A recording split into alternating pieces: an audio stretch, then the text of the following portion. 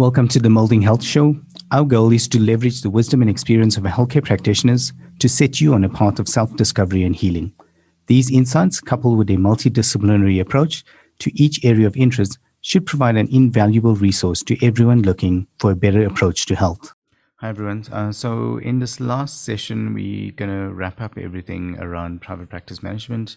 And Ingrid again is going to take us through that. Hey, Ingrid, are you ready to go? Yes, I am. So for our final module 5, we're going to be talking a little bit about people and human resource considerations within private practice. So according to the HPCSA guidelines, the things that you should actually keep in mind are, for example, room sharing and covering, which is in the ethics booklet number 2, and it's under sections 8 and 9. So a practitioner shall not share his or her rooms with a person or entity not registered in terms of the Act. So, for example, as an allied practitioner, you cannot share your rooms with, let's say, for example, a chiropractor, because they don't fall under the same Act. They have their own Act. A practitioner shall employ as a professional assistant or locum tenens, or in any other contractual capacity, and in the case of the locum tenens, for a period not exceeding 6 months. Okay, so that's actually quite an important aspect, the 6-month period. But too often we find in private practice, people have been in your employment for more than 6 months, right? And I don't think that we often pay attention to the finer details in terms of this. So the conditions under which you can employ a person is, number one, the person has to be registered under the Act to practice in independent practice. So you can't hire somebody who is a student, for example. The person has to be registered, the person's name currently appears on the register kept by the registrar in terms of section 18 of the Act. So you have to be an active member on the health professional's roll. And you can't be suspended from practicing his or her profession. A practitioner shall help or support only a person registered under the following acts. So it's the Pharmacy Act, the Nursing Act, the Social Services Professions Act, the Dental Technicians Act, the Allied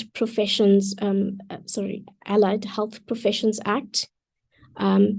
If the professional practice or conduct of such a person is legal and within the scope of his or her profession. So it's nice to be able to keep this in mind when you are selecting your location, your geographical location, and also most often than not when you're thinking about working within a center. A medical center or with medical in a vicinity of a multidisciplinary team. These are some of the things that we must keep in mind. And the second point that kind of comes up is it pertains to fees and commission, and this is found in the ethics booklet number 2. So, our basic premise around this is that we don't accept commission and we don't pay out commission. So, in particular, we're looking at a practitioner shall not accept commission or any material consideration, monetary or otherwise, from a person or from another practitioner or institution in return for the purchase, sale, or supply of any goods, substances, or materials used by him or her in the conduct of his or her professional practice. So no kickbacks from drug companies or medical appliances, nothing of the sort. The second point is that a practitioner shall not pay commission or offer any type of material consideration, monetary or otherwise, to any person for recommending patients. So we're not allowed to pay for leads. A practitioner shall not offer or accept any payment, benefit, or material consideration, monetary or otherwise, which is calculated to induce him or her to act or not act in a particular way, not scientifically, professionally, or medically indicated, or to underservice, overservice, or overcharge patients. So, for example, you cannot decide, okay, I want to recommend this particular vitamin, and I now sell this vitamin to you as a healthcare practitioner, even though my client may not need it. So, over-servicing is certainly something that we must be quite aware of. Practitioners shall not share fees with any person or another practitioner who has not taken a commensurate part in the services to which such fees are charged. So that means that if you are not in that space, in the therapeutic space, you cannot charge that particular patient, even if it is your patient.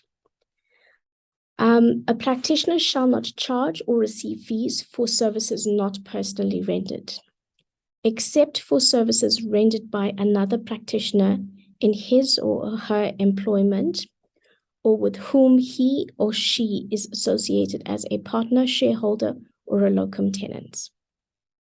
That means that you can have, for example, a locum working in your practice.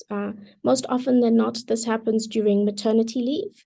We employ somebody for the duration of maternity leave, and they can be fee sharing in that space, but only in that space. A practitioner shall explain to the patients the benefits, costs, and consequences associated with each service option offered. So what are the key lessons that we want to learn from this particular module? To understand that dealing with people is not easy, and it's certainly a skill that needs to be learned. To understand that you won't have a big team to manage. Unless you're going to be setting up a hospital, for example, or a massive day clinic, you're not really going to have a huge complement of staff. To understand the guidelines around some of the management principles of people, to understand the legal and financial compliance aspects of employing people, to understand the infrastructure aspects of employing people. So I think we would all agree that, dealing with people is certainly not easy. And if ever you've been in any type of or any form of management, you would know that it is not easy to deal with people on a daily basis in terms of being able to motivate them and encourage them to do what they need to do and what you want them to do. So depending on your personality type and charisma, dealing with people might be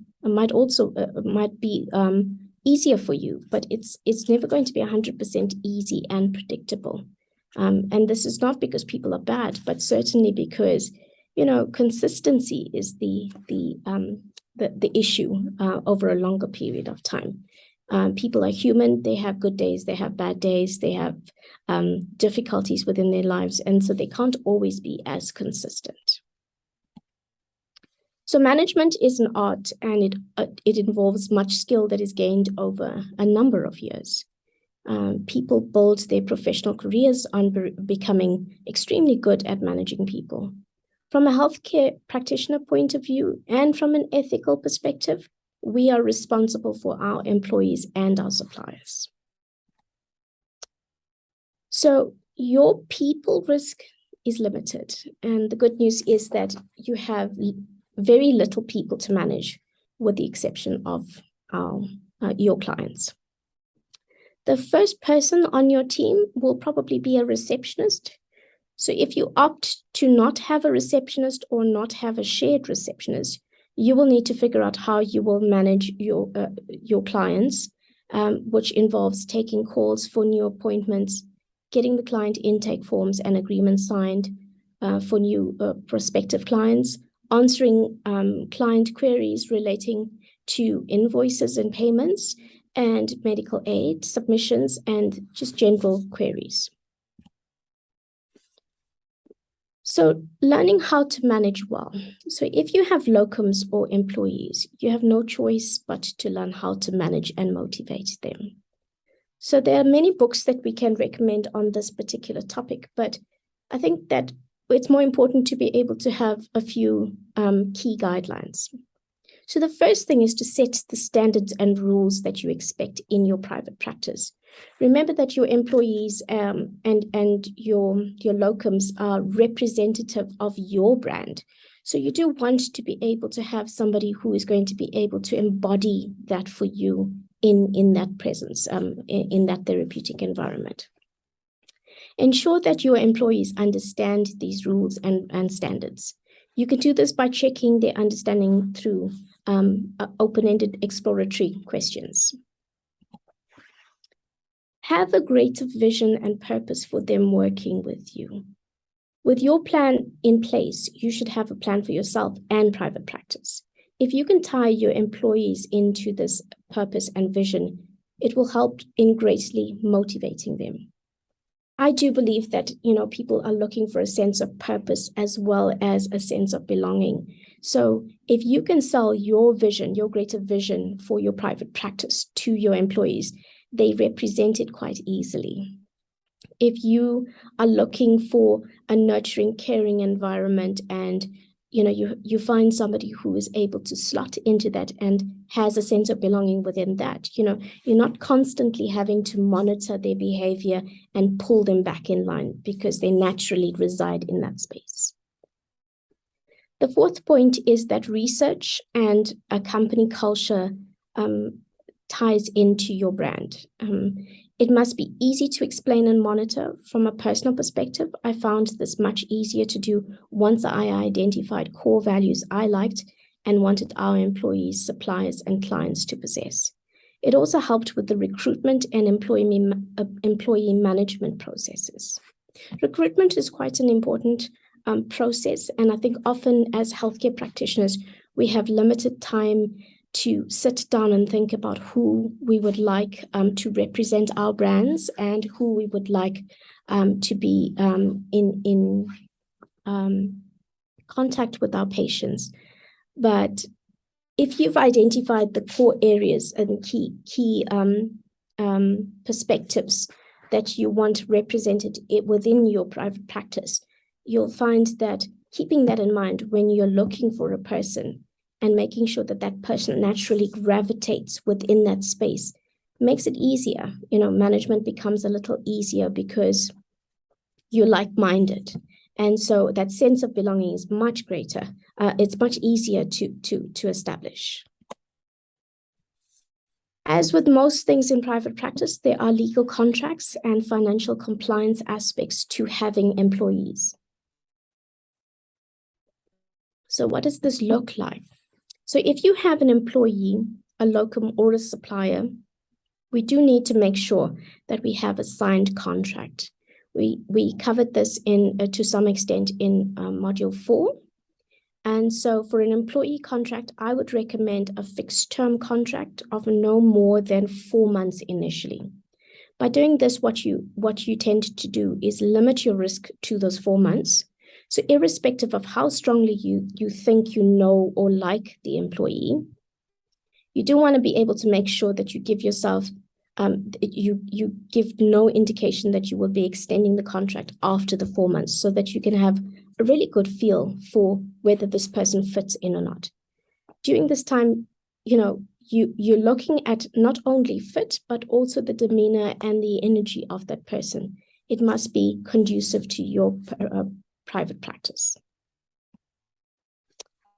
From a financial compliance perspective, you will need to process a salary for an employee with all tax-related considerations. So, for example, we're looking at PAYE, which is pay as you earn tax, UIF tax, and SDL, which is skills development levies tax.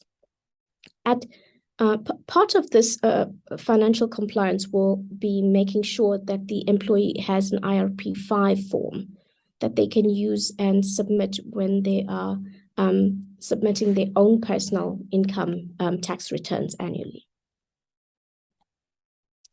From an infrastructure point of view, and I think that this is also quite a difficult one, particularly if you're just starting a private practice and you have limited infrastructure.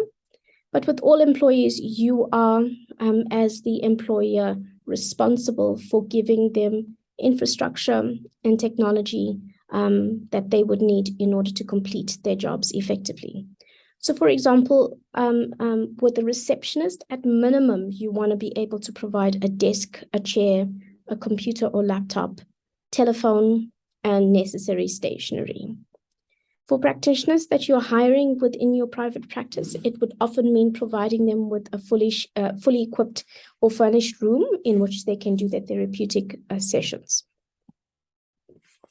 In terms of laptops and computers, it's commonplace or common practice that most IT companies have a bring your own device policy. And you can subsidize this, for example, but it is often a requirement where the employee provides their own laptop or computer. In my experience, this works extremely well since people get to choose their own devices and often treat it much better since it's their own property. You will need to possibly have a backup plan if the employee's laptop is not functioning well. So, for example, theft or malfunction, since they will still need to fulfill their duties and the service levels of your private practice might be affected. Part of infrastructure, for example, that is hardwired into private practice would be utilities. So something else to keep in mind with your employees, as the employer, you would have to provide utilities, parking, possibly IT from an internet perspective. So these are all of the things that you can actually just keep in mind. So in summary, what have we learned over the last 5 modules? In module 1, we looked at the need to develop a strategy and mapping out your journey as a private practitioner. And in particular, we looked at understanding our philosophies to get maximum benefit from this particular program. And that's really an overall general introduction to concepts of how to set up private practice. So being able to put a plan into place for your private practice is also quite an important aspect. With other businesses, for example, you will start out with a business plan.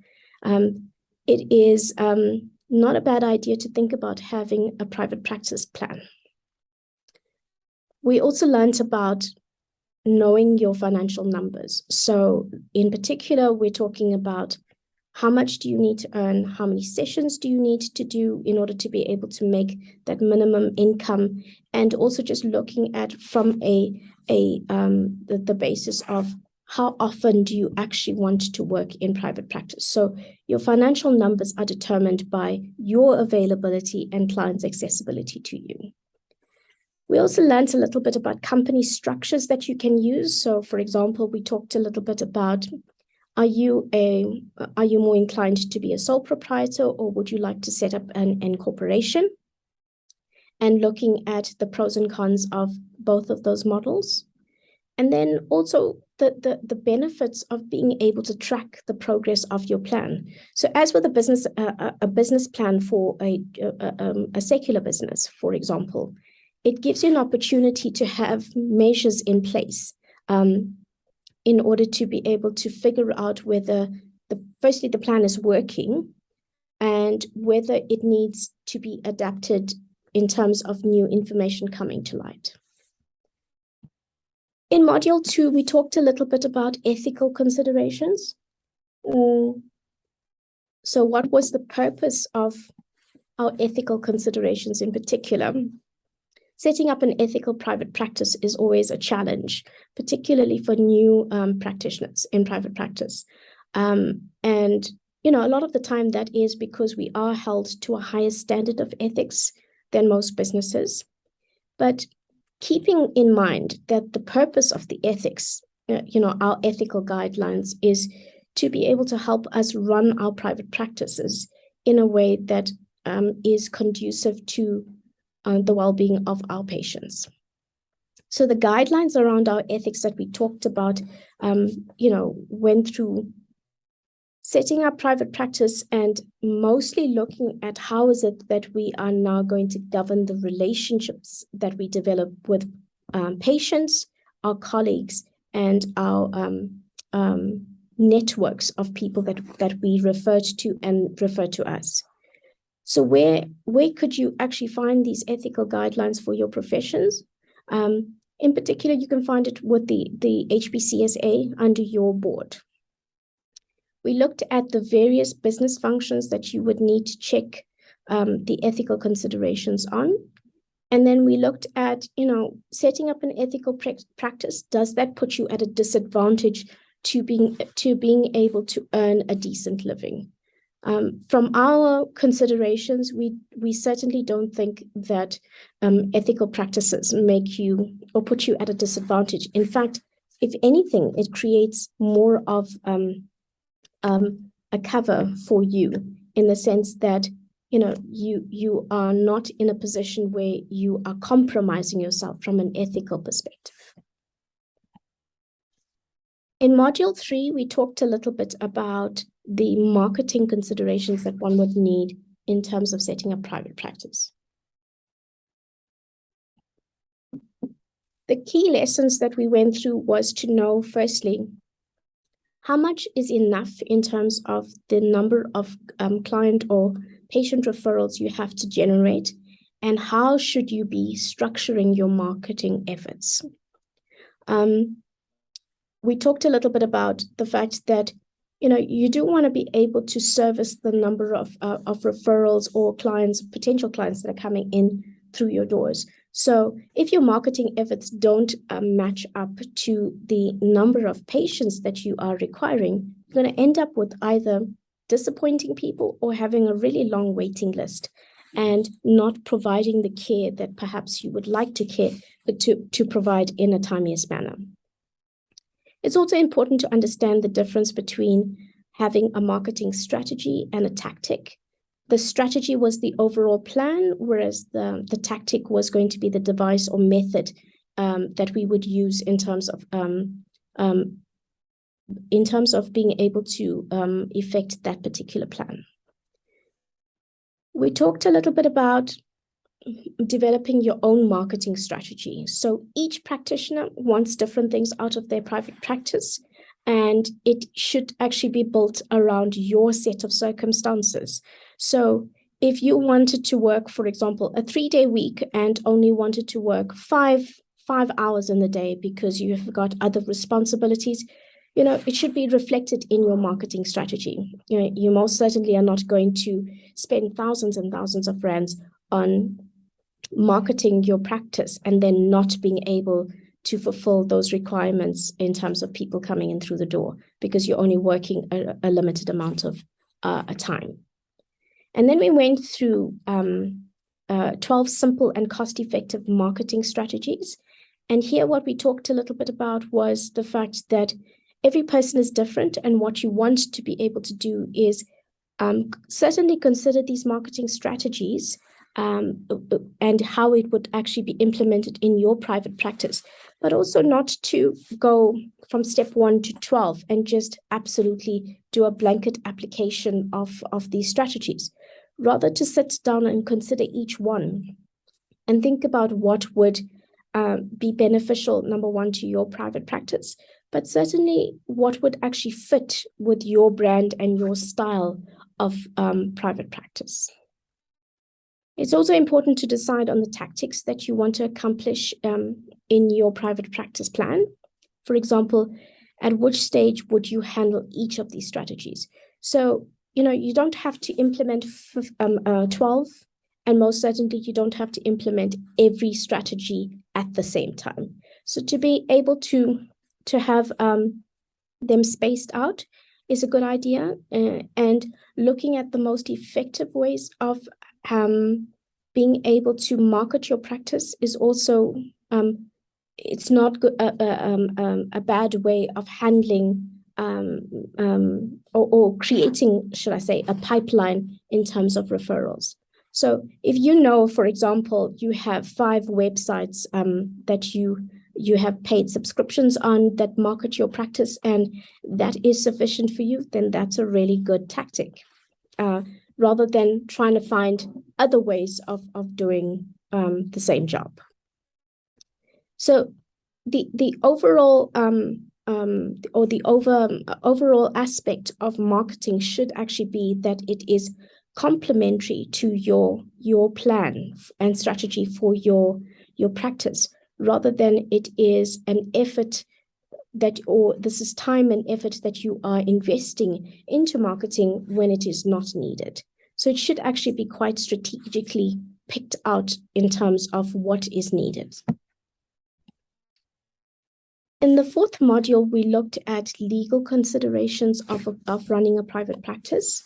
In particular, we looked at, when is an attorney needed for legal matters. Not every matter requires an attorney, but certainly the ones that are a little bit more complicated and require fine-tuning in terms of contracts and that sort of thing, would certainly recommend expert advice. We also we went through the recommended once-off requirements. So, for example, setting up bank accounts and registering with the different boards, for example, the HPCSA, or for private practice, the BHF, to get a practice number, and looking at different medical aids and medical aid administrators and making sure that they had the correct information with regards to your practice. And then we also looked at, the ongoing requirements in terms of running a functional practice. And these were things like marketing. Certainly, we looked at invoicing and billing. We looked at, patient intake forms, capturing data. How did we actually deal with the data coming through? And then we also looked at contracts that we might have with patients and employees. And then with module 5, we looked at people and human resource considerations. Again, it was about being able to find the right people to represent your brand, finding the right people that fit into your private practice, and what needs to be done in terms of the care that you want to deliver to the community. Here in particular, we looked at understanding how to deal with people is not easy, and it is certainly a skill that we as healthcare practitioners and business owners have to learn. We understand that as healthcare practitioners, we're not necessarily looking to manage a huge team of people, but certainly, a smaller team that is a lot more succinct. Understanding the guidelines and management around people is a really good idea, particularly because as a business owner and healthcare practitioner, we're responsible for those types of relationships. And then we needed to understand the legal and financial compliance aspects of employing people. So, all of the tax compliance, so from a SARS compliance perspective, and tax in particular, such as, PAYE and UIF, those are all aspects that need to be considered. And then, the last point was to be able to look at the aspects of infrastructure that we would either have to make available to the people that we employ, or empower them to create their own infrastructure. And that concludes, setting up private practice and looking at the functional aspects from all the way from ethics to the people that we hire. Okay. Thanks, Ingrid. That was amazing. I think we definitely covered all of the points really nicely. Is there anything else, I think, around private practice that you think, anyone going into private practice should know about? I think the one, if we talk about resources and things like that, I think the one that we would always point people to is, the work that we did around molding private practice. And there we've interviewed many practitioners, across the disciplines, and just spoke to them about how they became the healthcare professional, and, how they went into private practice and stuff like that. And the one that's always sprung to mind was almost everyone had a mentor or a supervisor that helped them through private practice. Can you maybe speak through that? I mean, is there Sure. anything that comes to mind around that? Yeah, like running a ethical or running a private practice. Is that someone that you should find? I think firstly, setting up private practice is always a daunting task for practitioners, particularly if you are newly qualified and you are still honing your skills as a practitioner. So to be able to have somebody that you can bounce ideas off and ask for advice, or possibly look at various options in terms of what the opportunities are in front of you at the moment, that's always good practice. For me personally, the way that I started out was that I had a supervisor for the first 3 years of practice. It's considered good practice, and that's what I did. And it wasn't that I was seeing her on a weekly basis, but when it came to case management and management of the business aspects of a private practice, I relied on my supervisor to be able to afford that advice. And when she didn't know about it, then we had different ways of being able to get that information. So certainly being able to have different people around, colleagues. If you are setting up private practice, and you have, for example, other people that are going into private practice together at the same time, we learn together, we share information. So, it doesn't have to be a paid mentor all the time. And then with the very newly qualified practitioners, they do have university to fall back on and ask questions about, private practice as well. I must say that both HPCSA as well as BHF offer lots of documentation around what is needed in running a functional private practice. The information is certainly out there. It's about siphoning what you need out of it. And for example, the guidelines, the ethical guidelines, that becomes part and parcel of how you want to run a private practice. Okay. That sounds pretty cool. And in terms of, so that's the mentorship.